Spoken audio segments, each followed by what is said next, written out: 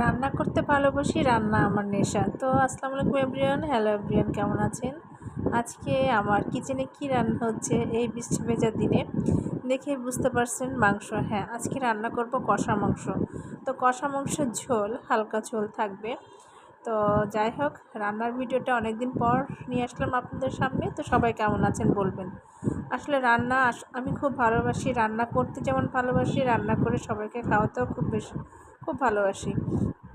তো যাই হোক, রান্না করতে করতে বিভিন্ন উপায়ে বিভিন্ন ধরনের রান্নার রেসিপি আমার ভিতর সবসময় জন্য ঘুরপাক করে। তো আজকে কষা মাংস একটু স্পেশালভাবে রান্না করতেছি, দেখে বোঝা যাচ্ছে।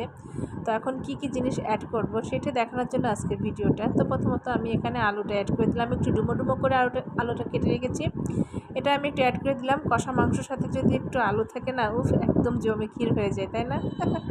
তো যারা আসলে আলু পছন্দ করেন, তো যাই হোক, আমার বাসায় একটু আলু পছন্দ করে, এই জন্য আমি আলু দিয়েছি, আপনারা স্কিপ করতে পারেন।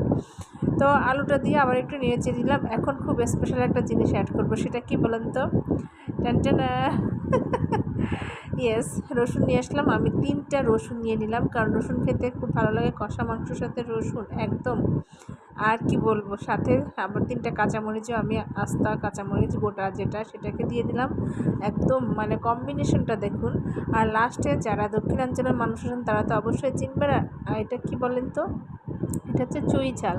তো দক্ষিণাঞ্চল মানুষ না, এখন ঢাকা শহরে অনেকেই এটা খুব জনপ্রিয়তা, মানে প্রিয় সবার আর কি, এই চই গোস্ত খাওয়ার জন্য। তো সেই চই ঝালটাই আমি দিয়ে দিব। এটা অবশ্য একটু ফ্রোজেন করে রাখি, কারণ এটা খুব বেশি দিন মানে স্টকে রাখা যায় না, যার কারণে আপনারা কিন্তু এই টিপসটা দিয়ে দিলাম। আপনারা ফ্রোজেন করে রাখবেন এভাবে কেটে, একটু কালচা ভাব হয় কিন্তু জিনিসটা কিন্তু ভিতরে একদম পারফেক্ট ফ্রেশ থাকে। তো যাই হোক, আমি ফ্রোজেন করা চই ঝাল দিয়ে দিলাম। ওকে, আল্লাহ হাফেজ।